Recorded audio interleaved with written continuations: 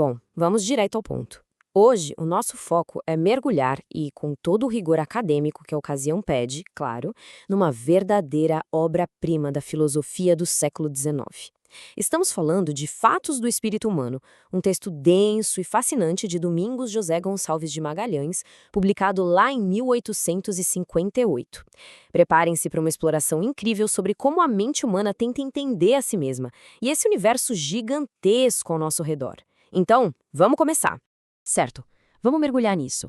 Magalhães já abre o texto estabelecendo uma premissa antropológica fortíssima com aquela famosa epígrafe do Blaise Pascal.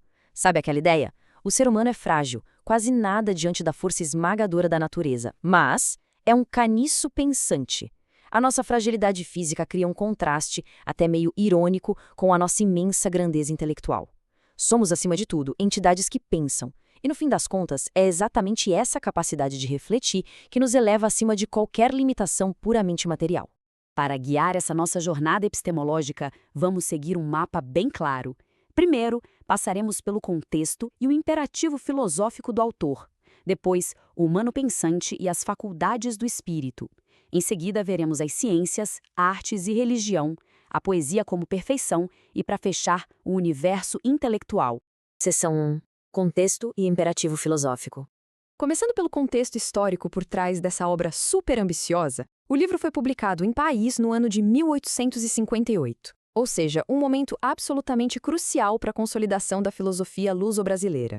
E olha, Magalhães não estava ali apenas escrevendo um resuminho para iniciantes, não. Pelo contrário, ele abordava com um rigor conceitual e acadêmico invejável as maiores e mais complexas questões filosóficas da época. Na prática, ele estava inserindo ativamente o pensamento brasileiro no que havia de mais elevado no debate intelectual daquele século.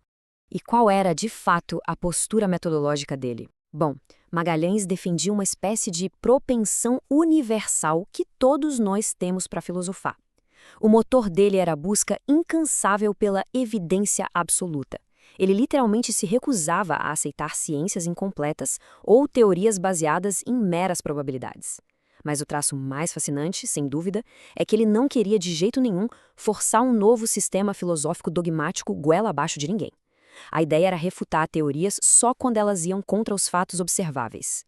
Era uma busca totalmente imparcial. O compromisso dele ali era um só, a verdade nua e crua. Seção 2. O humano pensante. E isso nos leva direto à essência ontológica do que realmente somos. A obra fala de uma verdadeira necessidade transcendental que é totalmente intrínseca ao nosso espírito. Não é uma curiosidade passageira do dia a dia, sabe? É um desejo profundo, quase irrefreável, de penetrar na essência de tudo, de descobrir as causas primárias e entender o mecanismo intrincado desse nosso mundo. Queremos enxergar a realidade como um todo harmônico, movido por leis que não mudam. No fim das contas, é a mente humana em busca de provas da sua própria conexão com o tecido do universo. Seção 3. As faculdades do espírito. Agora, o que é realmente interessante nessa estrutura é como a mente mapeia a si mesma. Observem a precisão acadêmica com que Magalhães disseca a nossa relação com a verdade. Ele divide as faculdades do espírito humano em 3 eixos vitais. Primeiro, temos a inteligência. A ação dela é perceber a verdade pura e por isso ela reina absoluta lá no domínio das ciências. Em segundo lugar, vem a sensibilidade. Essa faculdade sente e toca a manifestação física dessa verdade, sendo a base de todo o universo das artes. E, por fim, a liberdade, que é aquela capacidade superior de escolher a verdade na forma do bem e da justiça. É essa liberdade que, na prática, sustenta os pilares da religião, da moralidade e do progresso das nossas leis. Seção 4. Ciências, artes e religião. Vamos dar um passo além e ver como isso tudo molda a nossa civilização de verdade. Essa progressão mostra perfeitamente que as áreas do conhecimento não funcionam em caixinhas isoladas. Tudo começa ali no passo 1, com a inteligência buscando conhecimento simplesmente pelo amor à verdade. Aí, essa ideia abstrata ganha forma no passo 2. É quando a sensibilidade capta o esplendor físico dessa mesma verdade, criando o que nós consumimos como arte. E o ciclo se fecha de um jeito magistral no passo 3. A ação impulsionada pela liberdade pratica essa verdade no mundo real, sempre através do bem e do que é justo. Seção 5.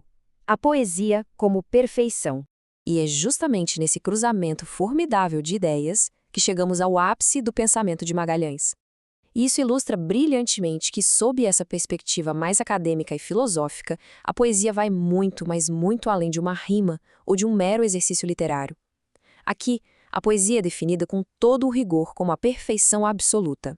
Ela é, literalmente, a síntese definitiva de tudo o que avaliamos até agora. É a união da inteligência com a força para fazer o bem, tudo isso envelopado pelo resplendor incontestável da beleza.